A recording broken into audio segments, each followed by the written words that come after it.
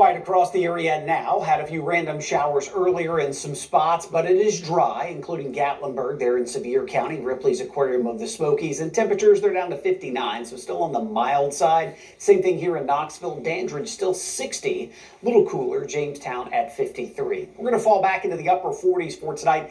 Kind of a mix of clouds and stars, and where we saw some of the rainfall for today, Tellico Plains, back through portions of Cumberland County, even the Knox-Anderson County border. I do think there'll be some fog developing later tonight into early tomorrow morning. This is a snapshot right around 7 a.m., so keep that in mind as you head out the door. Otherwise, breezy, warm on Friday. We're talking mid to upper 70s. Could some areas get to 80? Yeah, I think it's possible. That would be our first 80-degree reading of the day. 79 in Newport, 80 in Barberville. Again, elevated fire danger in the afternoon, but later in the evening, some moisture starts to come back in the form of elevated relative humidity values, but that will lead to our heavier rain chances as we head into the weekend, especially Saturday into Sunday, that 24-hour period from Saturday morning to Sunday morning. We have a medium risk for flooding across the region. Some 1 to 3 inch plus totals seem possible across much of the area, maybe slightly higher totals Knoxville westward. So heavy rain's an issue, but also severe weather is going to be an issue. Level 3 out of 5 risk, Knoxville southward, 2 out of 5 north and east, 5 being the highest, 1 being the lowest.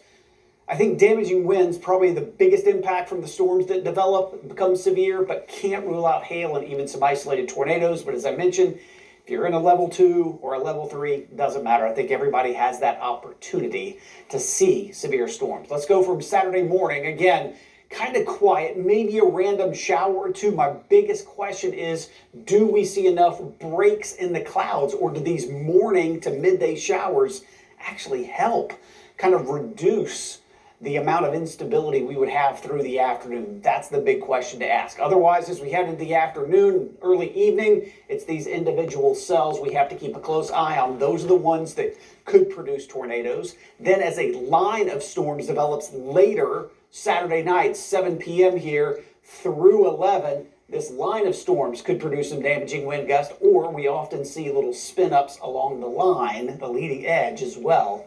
Then this pushes east as we go overnight, and a quieter start to our Sunday morning. Showed this earlier. This is kind of the wider perspective. It's not just us who has a severe threat. It's much of Alabama back through Mississippi. And this shear rate product gives us an idea of where we could see some rotation within some of the storms. And it's pretty much right where the Storm Prediction Center has their outline of some of the worst potential. But watch, some of these come up here through East Tennessee.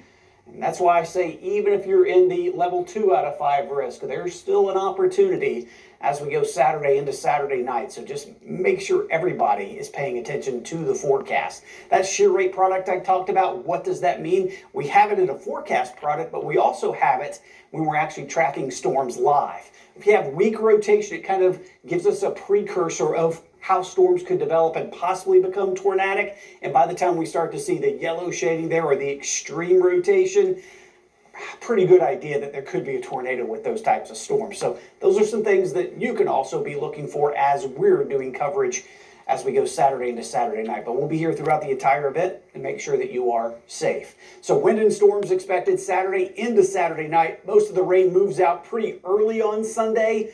It's mainly cloudy through the afternoon, and it will cool down behind the system briefly Monday with upper 50s, but even those temperatures rebound quickly in the low to mid 70s towards the middle of next week, though. All right.